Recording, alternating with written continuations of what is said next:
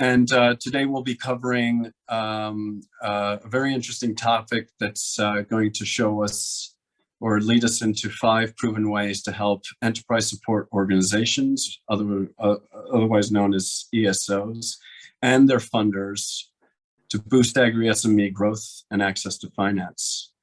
My name is Michael von During, and I represent the SAPIN Secretariat, which is housed at IFAD in Rome. SAPIN is a diverse global network of actors who share a commitment to build better functioning financial ecosystem for small and medium enterprises in food and agriculture. One of our main areas of work is around development and exchange of knowledge. We've actually structured this work through a learning agenda that we launched last year with a focus on 3 key thematic areas that were identified with our partners. As it happens, the topic of today's session falls into a 4th unofficial theme that's gained a lot of traction within our network over the past couple of years. The objective here really the objective within this theme for us has been to develop a better understanding of the ecosystem of business development support that's available to agri-SMEs, to identify its main providers and explore its efficiency in improving access to finance for agri-SMEs.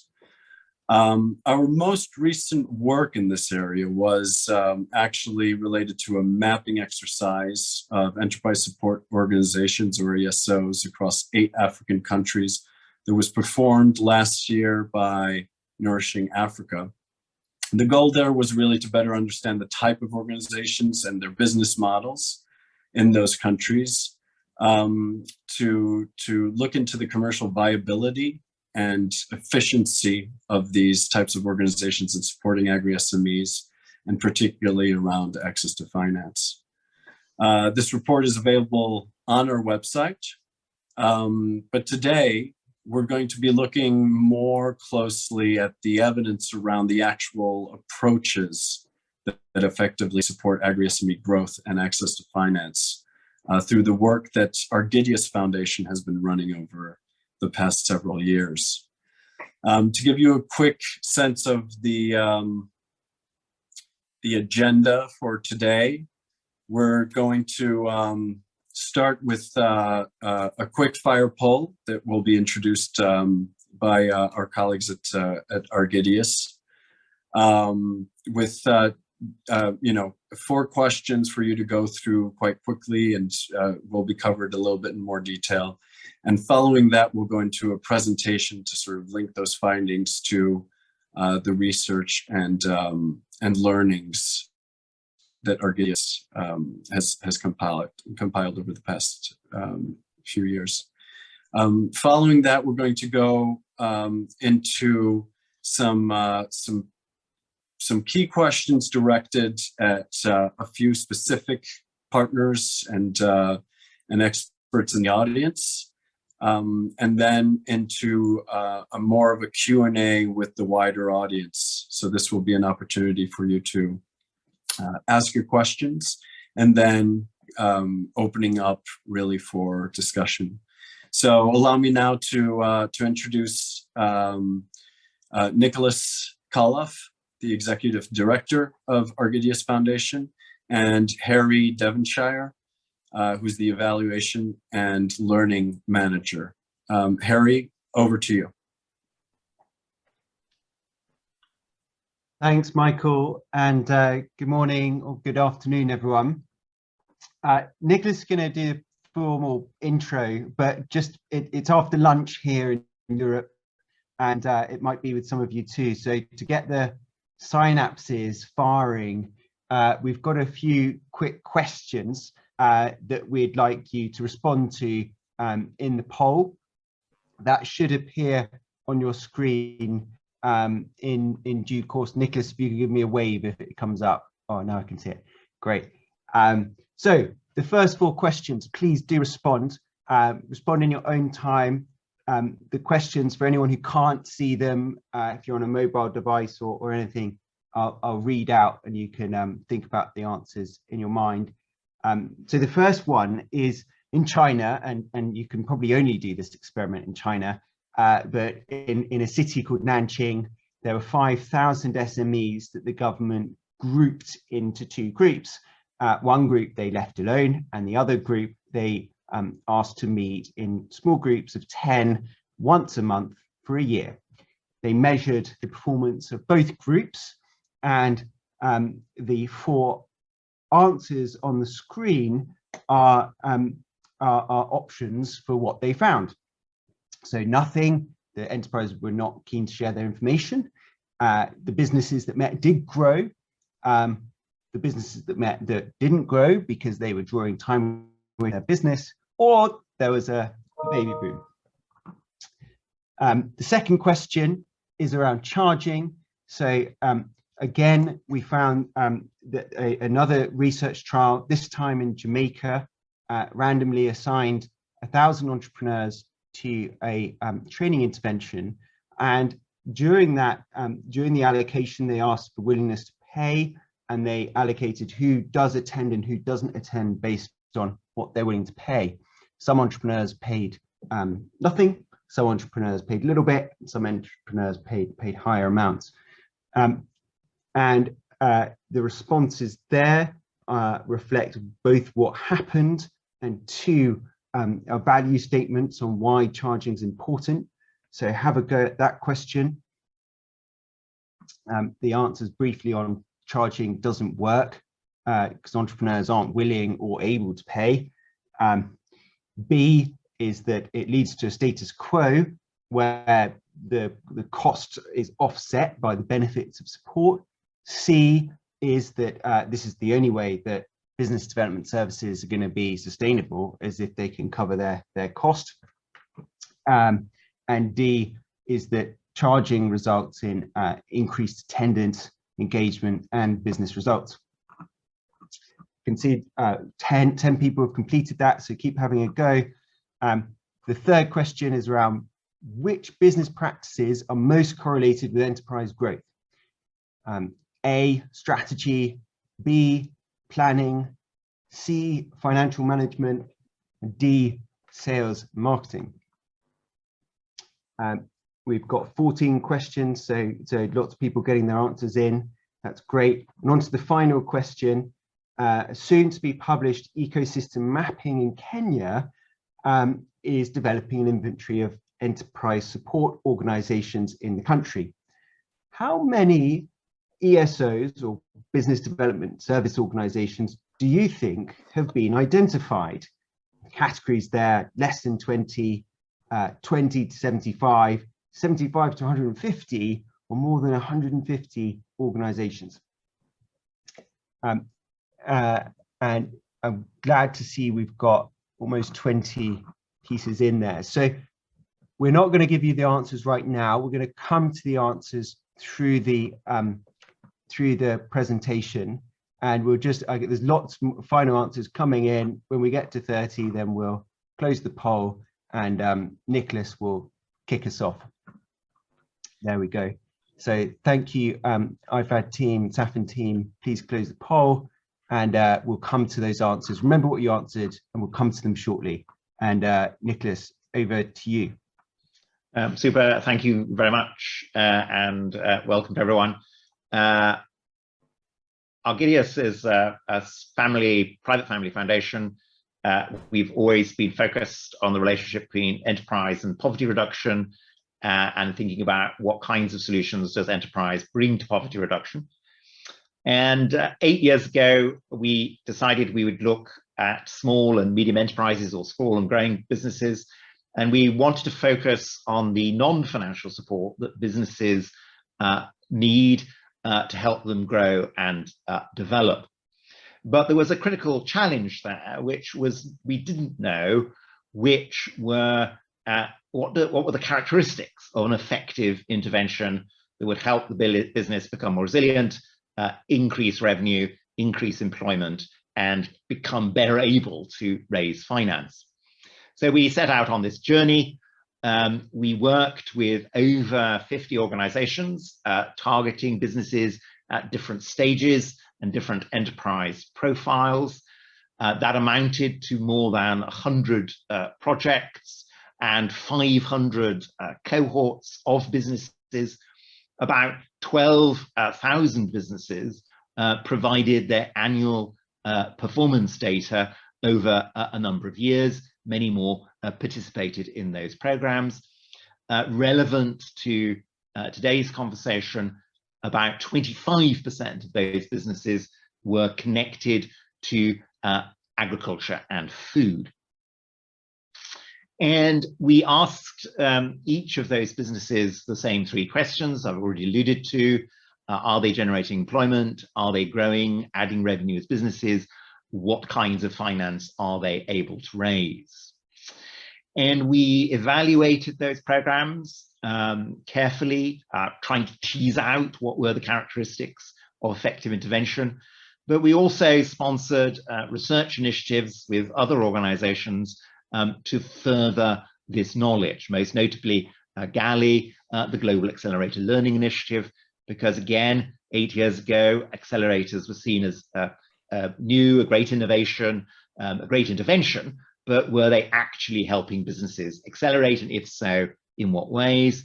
And finally, we basically looked at what the literature was saying globally about business development support and what worked and what didn't work, in order to try and identify a pattern of what does success look like when you're trying to help a business grow. And we've codified that into a series of lenses to think about effective enterprise support, lenses which have been used by our partners, to actually improve the impact they've achieved. And I'm going to leave Harry to talk about that in more detail. Thanks, Nicholas. So in seeking to find out what works, how are entrepreneurs best supported to grow and develop, we looked at the extent businesses were growing that were supported by these different organizations. We also looked at the cost effectiveness. So how much does it really cost, not just our contribution, but the whole contribution to support these businesses? And we were assessing, so what's the return? How much of an impact multiplier do we get with these small businesses, these formalizing, incrementally growing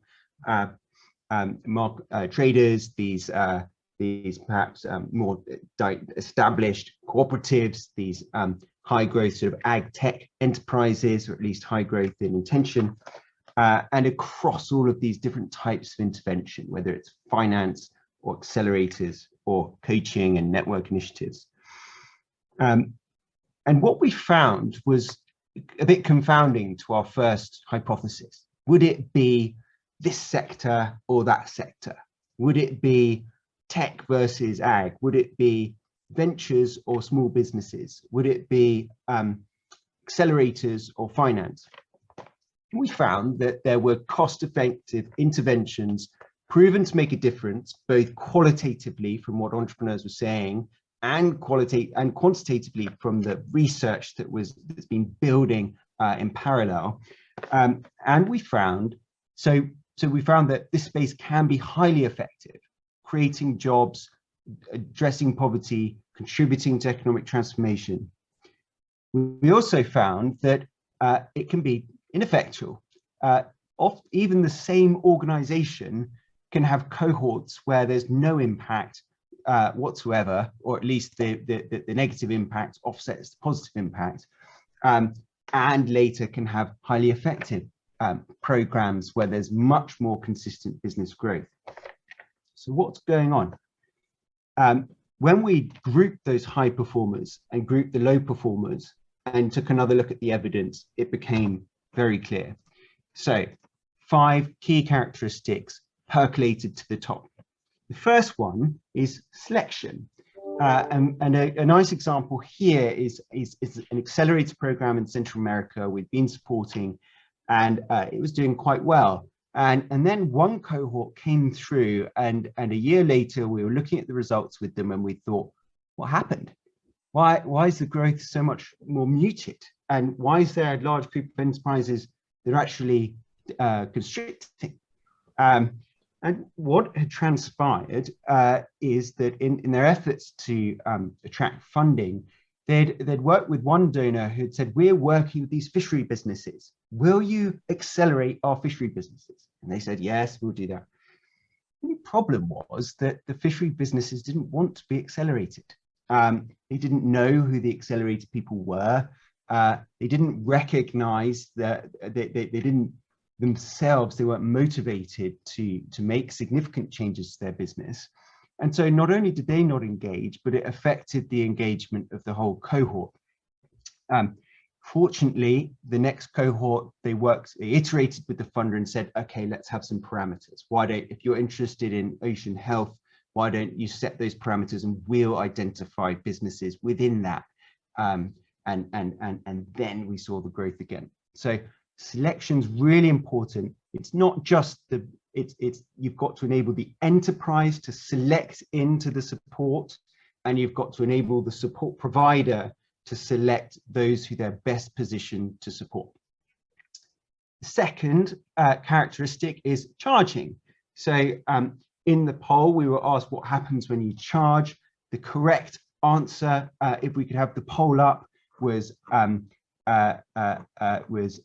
D, results in increased attendance, engagement, and results. We've seen this in the hard literature with micro enterprises, where the assumption very much is that people aren't willing or able to pay, especially on the able side. But we saw that you can charge something, even if it's a nominal amount, and that charging has a big difference. Average attendance leapt from 50% up to 80% when charges were brought in. Now, it has to be noted too that by charging the full price of the support, that meant those entrepreneurs who could and did pay that performed very well, but so few could actually afford the full amount that your cost effectiveness overall goes down, because your target, you're not hitting your target audience. So you've got to test out what amount maximizes engagement or optimizes engagement and still enables us to reach our target audience.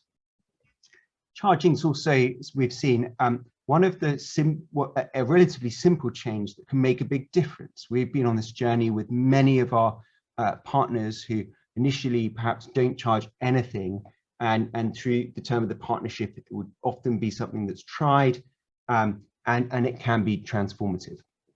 One program, again in Central America, that introduced a charge found that their return on investment, the amount that businesses were growing compared to the cost of the intervention, multiplied by 10x when they brought that charge in. And the reason was that the entrepreneurs had skin in the game. They were motivated to make the key changes that they needed to make to improve their business. And the final point on charging is this assumption that business development services need to charge entrepreneurs the full cost because that's the only way they'll be sustainable. Which just isn't true anywhere in the world. In America, for example, 19 out of 20 accelerators do get state or corporate subsidy. That means they're not being fully paid for by the entrepreneurs that they support. In Singapore, the government pours in significant amounts into supporting the enterprise space. In fact, in Europe, over $150 billion is spent every year supporting SMEs. So supporting SMEs is recognized as a public and corporate good, but in the development world, it still needs to justify that in many cases, and that's a case that the sector needs to make. Thirdly, address problems. We learn best through problem solving. So one of the principal observations when we came into the space is that most people talked about what entrepreneurs need and their assumptions, and financial management was the principal assumption. On the poll, we see that financial management is actually the highest response in terms of what business practices most correlate with enterprise growth. Actually, the answer is strategy, planning, and sales and marketing have all been found to be more correlated with business growth than financial management. This is a common perception because, especially as a financier, one thinks that you need to be able to know what your business is doing. We've met one solar entrepreneur, again, this one's not in agri, but we met a solar entrepreneur who was turning over what turned out to be over $1 million in Nicaragua before he had any idea how much he was turning over, because he had asked for help when he had felt competitor come into the market, and he wanted to make sure that he was differentiated. When the support provider came, our partner, they said, well, you know, can we see your figures? Can we help do some analysis? We found out he didn't have any. And one of the pieces they started with was pulling the figures out of his head to enable them to work out how they're going to help. This person had created $1 million business without any financial management, and it's surprisingly common. So the key thing is, if it's not, if we learn best on problem solving, how are you enabling the enterprises to identify what problems it is that they're facing? Now, diagnostics are one good approach, and this is, you know, a standard technique of consultants and TA providers to carry out diagnostic, and we see very effective results. You can do this increasingly effectively if you start layering in peer work too. So you can do peer consultancy. In Colombia, they found that peer consulting within sectors enables similar levels of growth as individual consulting, but at 1/3 of the cost. And even just bringing people together, just by bringing peers together and taking out the consulting piece altogether, entrepreneurs start understanding and seeing what it is that they're doing in relation to what others are doing. So that's interesting. How do you do that? And, oh, who do you work with to source your packaging? Oh, okay, I'm really looking forward for a new supplier. Start sharing business information, tips and tricks, and even doing business together. And so the answer to the China question is that, which many of you got right, was that businesses that met grew more than 10%. So in support, pay attention to, are we identifying what the business is facing right now? What problem are they facing right now? And are we enabling that problem to be solved? Whether are we solving it, or are we enabling the entrepreneur to solve it through meeting others, or through resources or other. So we've done selection, charging, and address. The next piece is learning by evaluating enterprise performance. One of the agri-finance initiatives that we've supported made measurement a bit complicated for themselves, very focused on number of farmers, farmer incomes, and so on. And unfortunately, the business performance was very, very mixed. Contrast that with another ag-focused organization where the focus is on, is the business actually growing? Now, by paying attention to whether or not the business is growing, you get a sense of, is the support provided actually making a difference to the business growth? And you can carry out interviews, you can gather feedback to find out the extent to which the growth is actually to do with the support provided. But if you're not focused on whether or not the businesses are growing, then you can't make changes to what you're doing to ensure that that is actually happening. And that's what we saw with the agri-finance provider, is that the focus wasn't on whether businesses are growing. The focus was on number of farmers. Now, that meant that they ended up working with businesses that had a large reach. Unfortunately, though, over time, those businesses weren't growing, and in many cases they were constricting, which is not good for the farmers that are being supported. So business growth is fundamental to impact in the ag space, because it's all about the market for the farmers. In terms of the final piece, lead by example. So 150 plus enterprise support organizations have been identified in the latest mapping in Kenya. There is a thick and thriving ecosystem, especially in Nairobi, a bit less so outside of the capital, much less so outside of the capital.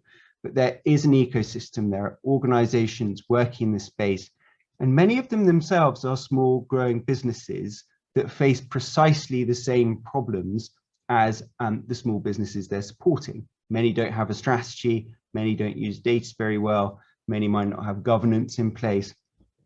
And so the enterprise support organizations who perform most strongly recognize and pay attention to their constraints and work on those over time, such that they're able to deliver quality to increasing scale.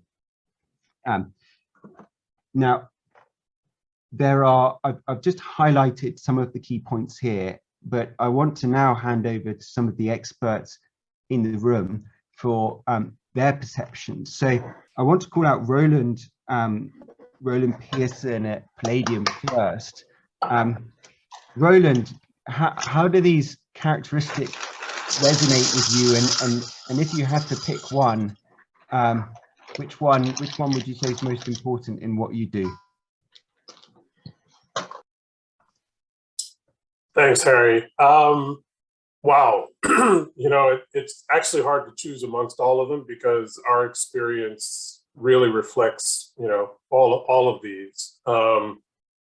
I would say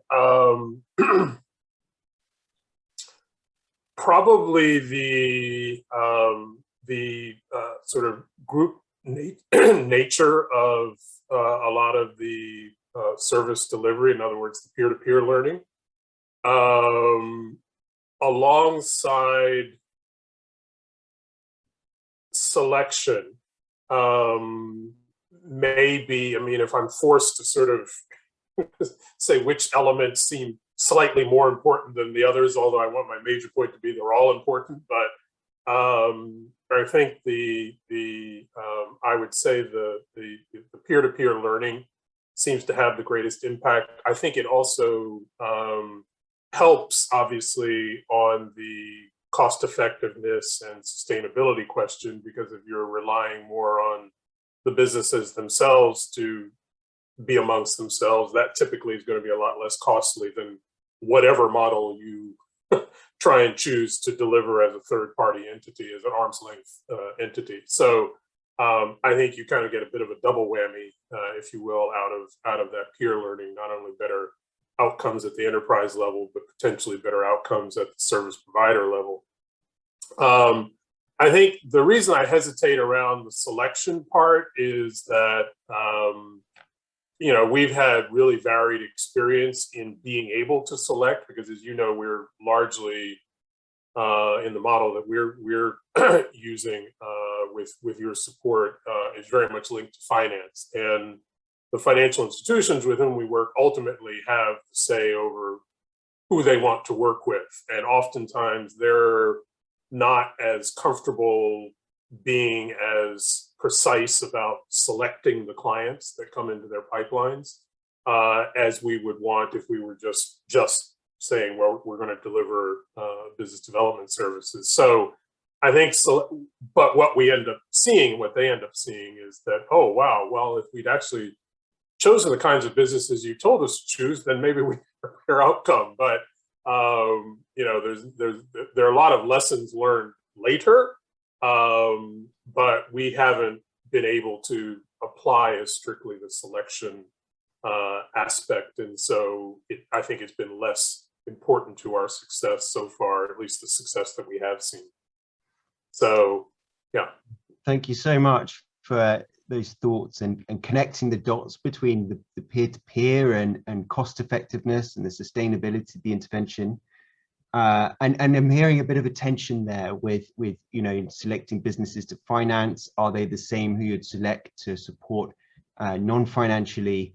And that, I think, might be a theme that we explore in a moment. I want to ask a few others also for their perception. So next, Karina, your work at Small Foundation, a lot of focus in the ag and rural space. How have you, from a funder perspective, how have you found this, and have you picked up any other lessons in relation to this around what have you seen matter with your rural and ag focus? Yeah, thanks, Harry. And thanks to the Argidius Foundation for pulling all of this together, because it's actually been quite instrumental in how we can look at enterprises and in particular in the rural and ag space, because we feel that those particular enterprises face a slightly different set of challenges. But this particular kind of framework that you've applied still works.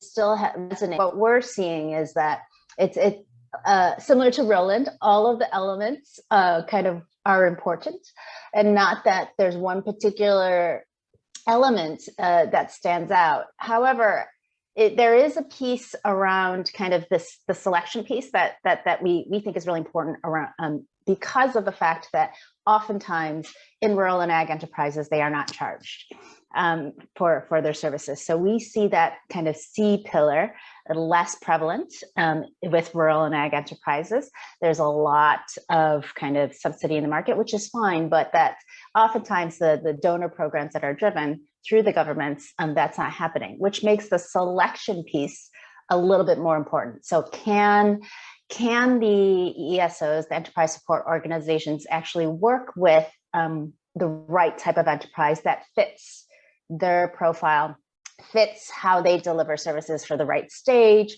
for the right set of services? And that makes such a huge difference for the maturity of the organization, and then down to the outcomes that you have.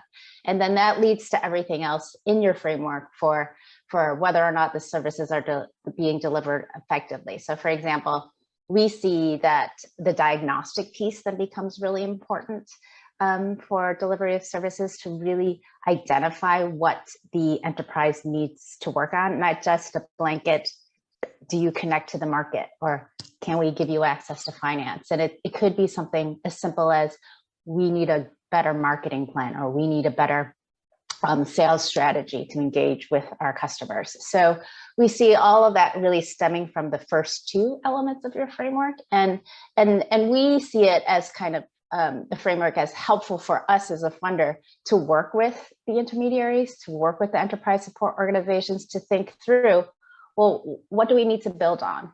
How can we help you as an enterprise support organization grow and support more organizations, and think about how you can engage more organizations, be more effective, and achieve the outcomes? And I think that's the piece, is tying the outcomes of the enterprises that the intermediaries are supporting back to kind of how they're delivering the service and how they are actually engaging with the enterprises. Thanks, Karina. So you're doing quite a lot of work with the ESOs to think about how can they be effective, how can they, what matters in contexts where there might be a lot of subsidy, because charging is a bit of a shortcut to selection. So if you can't charge, then you need to, I really see that the onus does come down on, well, how do you select the right businesses? Absolutely. Thanks so much. And Keegan, I want to call on you, your experience, Open Capital and Arcadia, maybe to challenge what I said about financial management, but maybe also to just comment on scale, because you're implementing a really interesting model around actually putting talent into agri-SMEs and seeing what they can do in those businesses to get that business to the next level. And so I'd love to hear a bit from you around what resonates with you, maybe what challenges do you have? Yeah, no, thanks Harry, and thanks to the Argidius Foundation for this piece. When I first saw this, I think should have been in 2019 or 2020 or some point then, my first reaction was, wait, this doesn't quite add up with what I've heard or seen. And then starting to unpack my sort of assumptions on the back end helped to bring this to bear. Just a bit of context, we are, as Arcadia, provide embedded talent support to businesses, helping them with specific themes or areas that they want to support. And we started this in 2018 as a direct response to some of what we had been seeing on our consulting work, working directly with businesses and seeing that actually helping them with more implementation support would be critical. Now, speaking to the metrics here, I think what we've seen is, so where we come in is there's a certain self-selection bias in our work to an extent, particularly in the case where businesses are paying for the support that we provide. So that sort of helps address our charging and selection component. We do go through a process with the organization to assess the needs they have and make sure that we are actually able to work with them and provide the value.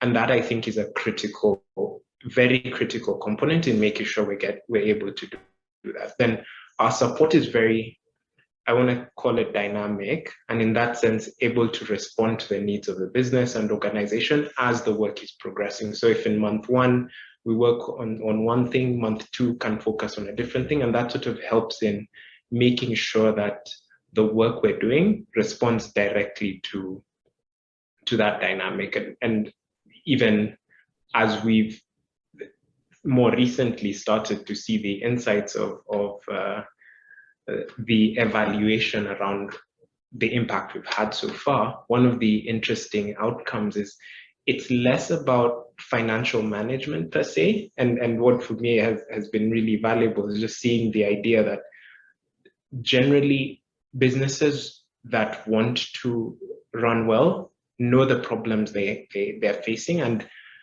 will then highlight that, and spending time helping them work through that provides the real value for them. And at the end of it, you see this outcome where the businesses are very happy with that. And a key part is really what happens in understanding the problem and really working through that. So for me, I think address sort of sits squarely at the center of where that comes in.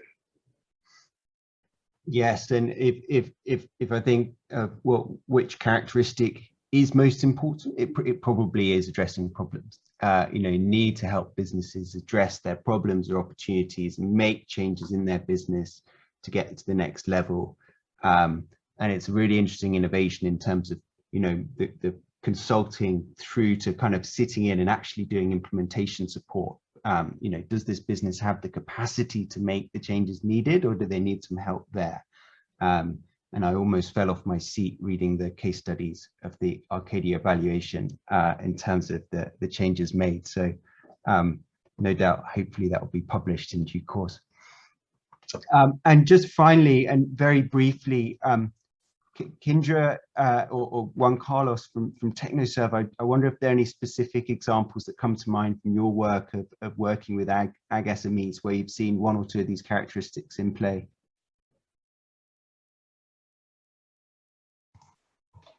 Thanks, Harry. All of these characteristics are important. As I forget who the first person was now spoke, and we find these consistent across the board. I think one of the characteristics that we're grappling with right now with ag SMEs is on charging. So we've seen really good results from this in a lot of our work with SGBs, where we have a more agnostic program. And not only does it change the performance of the SMEs, but perhaps an underlying benefit of that is it changes the attitude of our teams, right? And that they think of these as clients, and the SGBs see themselves as clients. So they bring a very different type of engagement to the work together. As one of your other speakers mentioned, that's less common with agri-SMEs. Charging is less common because donors are less interested or governments are less interested. We've found that, especially with smaller businesses, simply moving away from any form of handout can have a similar benefit, especially in environments where there has been a lot of donor funding in the past. So for instance, we will have a lot small scale entrepreneurs turn up initially, and once they realize there's nothing being handed out, they sort of drift away, and that's all right. We think that's a good result that allows us to focus on those people who are really committed and interested. And we want to figure out how to apply this more consistently to the agri-SMEs and the intermediaries in particular that are sitting in the middle of food supply chains, which are going to be so important over the next couple of years. Thanks. That's fascinating. So you're almost using kind of no free handouts as a funnel to work to sort of sort the wheat from the chaff, if you like. Okay. Thank you all so much for those contributions. I'm going to hand it back to Nicholas to open this out into a brief discussion, just to hear around what do you find challenging. But just while that discussion goes on, I'm just going to leave on page some links to the report and the toolkit. There is a diagnostic in there. So if you're a funder working with ESOs, you can think about either lifting some of it into your processes and procedures and how you have conversations with ESOs. If you are an ESO, you can, well, I'd encourage you to have a go at the diagnostic, see where your strengths are, how you might build on your strengths, if there are any other areas that you want to prioritize. And then the report, it's a big one. So it's use the executive summary for a sense of it, and then where you see areas that you want to find out more, dig into it. It's packed full of evidence, generated lots by others, some by our partners and ourselves. And do reach out if you want conversations or questions to either Nicholas or I or our teammates. So Nicholas, while I put that up, over to you. And you'll see it comes in 4 languages. Well, thank you for the contributions. So here's an opportunity to invite sort of questions or comments about this work, about how it might relate to your work, about any common issues that might resonate with you, either pop up on screen or drop the question into the chat box. Maurice Bloom from Scope Insight has already asked a question around often donors are choosing programs which focus on their perception of the poorest. And does this shift the sense of selection and charging part of the framework? I think one of the answers to that is yes, it can have a significant impact on both on selection and on charging. I think the important conversation piece about charging, which Harry mentioned, was to think about charging as nominally relevant to the constituency you're talking about. So that can of course cross a huge range of actual monetary figure, but does this capture that sense of commitment whilst retaining the sense of people's inclusion? So yes, a question here about how you go about selection without having a bias for winners and leaving out SMEs, diamonds in the rough, so to speak. Bearing in mind there is an observation not well documented, but they're nonetheless ESOs are reaching and serving the same set of SMEs repeatedly. So Harry, would you like to have a go at responding to that? Sure. So I think the key question is how do you ensure that the support is effective? So how do we ensure that we're reaching the outcomes we want to reach? Are we, whether that be job creation, whether that be improved markets, whether that be finance mobilized, and thinking about, is the support additional? So is it just duplicating what was already going on in the market and perhaps undercutting that? And is it contributing to the success of the business? And this was one of the key questions that led into GALI. So the Global Accelerated Learning Initiative was set up on the basis of, do accelerators actually accelerate businesses, or do they just pick winners? And what it found was that yes, generally accelerators do accelerate with varying degrees of effectiveness, very similar to, and with the reasons as to the effectiveness varying, being essentially based on scale, and that entrepreneurs at every stage of their journey and at every stage of business do need certain amounts of help. The extent to which they may or may not recognize that really matters, and that often the help is proportional to the size and complexity of the business. So it's cheaper to help smaller businesses because their problems are more fundamental. It's more complex to understand bigger businesses because you have to understand, to really understand the problem. So I think really, all businesses need support, but the key thing is when you're supporting them, you need to focus on who actually recognizes that they need support, because then you can work together. If a business doesn't recognize they need support, then you're absorbing this nice free information. You think, oh, I've learned how I'm going to do this. This is great, but it does go out of your head 2 weeks later, and that's why it needs to be grounded in the problem. There needs to be motivation about problem solving. So this perception that, and the second question there around, are ESOs reaching and serving the same set of SMEs repeatedly? Galley also did look at this because they were seeing some enterprises pop up under multiple accelerator programs.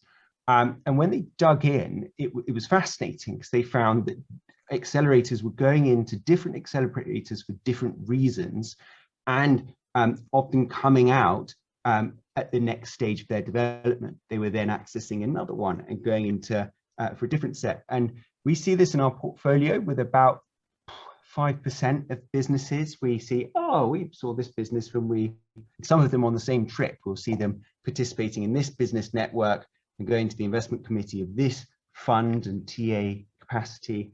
But we are usually strongly reassured. One entrepreneur might go through and one dental business in Uganda, sorry, I'll use the food export company in Senegal. This food company, young lady was taking the business over from her parents and was seeking to start exporting, and she wanted to raise equity to help her make the investments to do that. Her biggest problem was actually managing the conversation with her parents. And this is what the value she was getting out of the network, because the network had paired her up with other entrepreneurs who were running family businesses, who are navigating those conversations, and also who had been through that export journey. So she was getting input as to how to manage the personal and business challenges. And she was going to the investment fund, the investment committee the very next day, because she also needed the investment to do this. So thinking of this as there's an ecosystem, how do you enable entrepreneurs to navigate that ecosystem of support where they need external input to really lift their business? Back to you, Nicholas. Yeah, so another question was around how does the size, maturity of business relate to the type of services that are most effective? And I think the short answer to that is broadly not, which I think was a surprise. I think the surprise that came out of the patterns that we began to see that became scale was that the how of the approach was determinative of the business's growth and development, and that was irrespective of the size and maturity. Now, clearly, there's a kind of cost-benefit question about the intensity of any particular intervention with any particular business. So you might have small-scale formalizing businesses where the intensity of intervention and the cost of intervention, because of the likely benefit, has to be balanced. But actually, what was so striking was that we looked across formalizing businesses, we looked across dynamic businesses, we looked across venture businesses, we looked across maturity, so from ideation and startup right the way through to dynamic developing growth, and you couldn't begin to tease out the what of the intervention made any difference, but the how of the intervention, and that the how of the intervention was very similar, did really significantly make a difference. And then that was one of the surprising discoveries, because I think I was expecting to say, yes, you've got significantly greater impact because it was accelerators and it was venture businesses. And actually, that's not the case. You can get high levels of impact across the whole spectrum of enterprises, different sizes, different ages, different maturities, if you apply the similar how sense of approach that we've tried to elaborate in the context of scale. Interesting question about whether we've used the willingness to pay taxes and the willingness to formalize as selection criteria for enterprise intervention.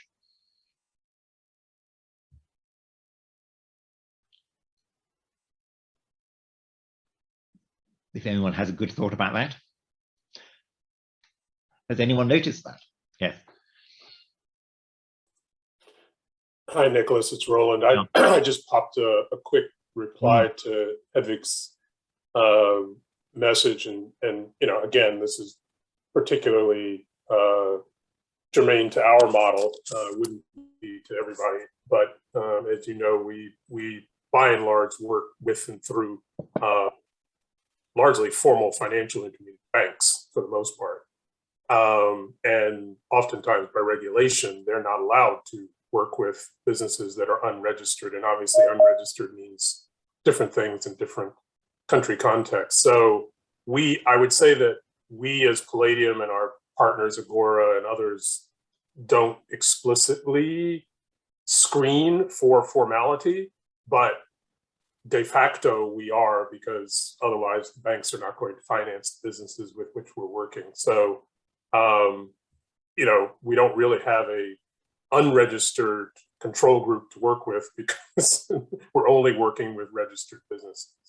You know, whether they're paying taxes and all those sorts of things, that's kind of a different question. But I would also say that in the context of the modules that are delivered in what we call enterprise growth services, BDS services,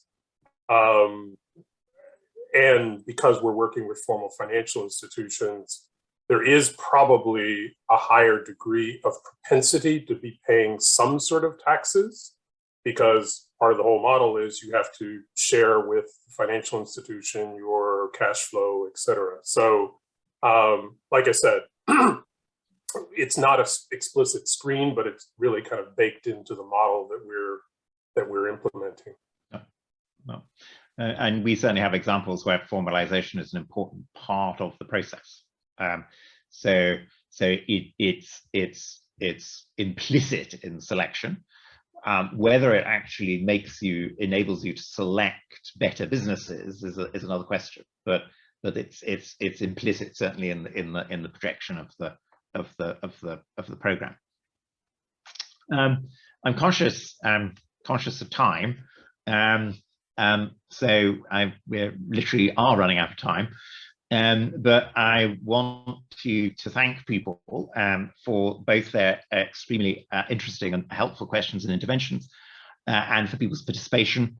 And we, as Harry said, we're always interested in interacting with people individually around scale, both in ways that help people reflect on their practice, but also help inform us around, well, what are we missing? What are the gaps in people's knowledge? What would be helpful in the context of a particular sectoral area, of which this is an important one to us, to find out, well, what else do we need to know in order to be on a continuing proving cycle for business development and enterprise support. So thank you. And I see Mike has popped up to say something, I expect. Yes, that's right, Nicholas. Thank you so much. Harry, thank you as well for this excellent presentation. I don't think in the minute that I have here, I'd really be able to give due justice to all of the information that we went through, but certainly I think what was made very clear to me through the various interventions that we heard is that this scale approach is really giving us sort of a high level understanding of which elements are most important to look at as we're looking into the provision of these support services, and that each one of those still has incredible value and importance today for everyone that's involved in this sector. Although each sort of gives maybe more importance to one or the other element. And I think that clearly what that shows is that it's really only coming together that they can really have the impact that's most efficient.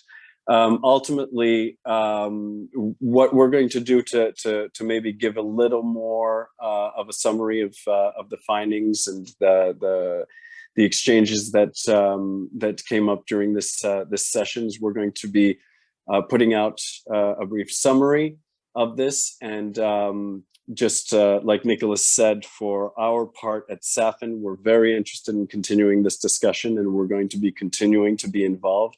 So if you have interest in getting involved or have any questions for us, please don't hesitate to reach out. So thank you for everyone. Thank you to everyone for joining, and please keep in touch.